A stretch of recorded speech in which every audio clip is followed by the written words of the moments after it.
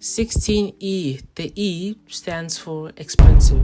No, because tell me why this thing cost $699 with missing features that even older models had. Why is the SE name even dead just like that? And I'm sure that most of you who are watching right now have a lot of questions. So yeah, I'm not going to waste any time. I'm just going to keep it short and simple. This is supposed to be the new entry-level iPhone, replacing the SE line. 6.1-inch OLED display, same size and resolution as the iPhone 14. And look, being stuck at 60 Hz in 2025, that's not just outdated, that's borderline disrespectful, honestly. In a world where even budget Android phones from Galaxy FE and Pixel A boast 120 Hz, this just feels like a complete step back. Design-wise, it's fine. The edges are flat. The frame is aluminum. Where have we seen this one before? Available in black or white. Boring. But there's nothing stopping you from just getting a colorful case just to make it more lively, alright? A 2-in-1 but single 48 megapixel lens that uses sensor cropping to stimulate the 2x zoom. Again, where have we seen this before? It's decent. There's solid photos, especially in good lighting.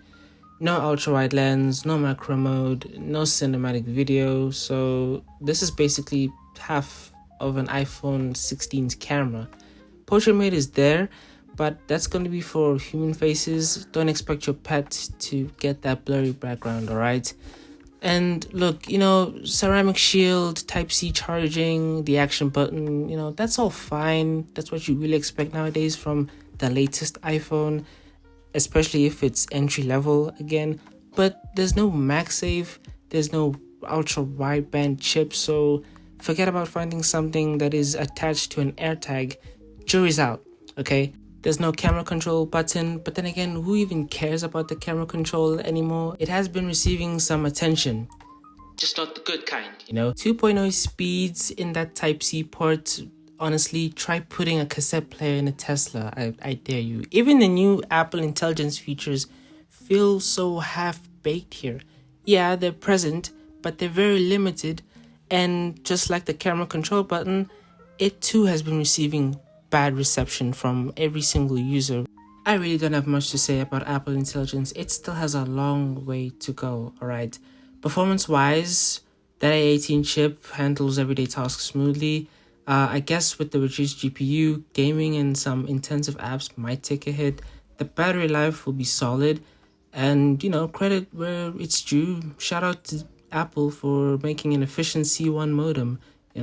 I guess we'll probably see it more often, more upgraded C1, C2, C3 and future iPhone models, obviously with the 17 series coming this year as well. So yeah, it's not all bad, but at this price point, to say not all bad is not really a ringing endorsement. And for 512 gigabyte upgraded storage, it's a $900 price tag. For a phone that's so entry level, that is literally crazy.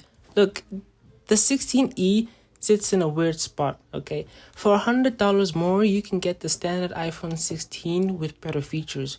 Or save yourself some cash and grab a refurbished iPhone 15 or 15 Pro, which still outshines the 16E in so many areas. It's just better in every single way. Latest iPhone, greatest price. That's the headline for the 16E.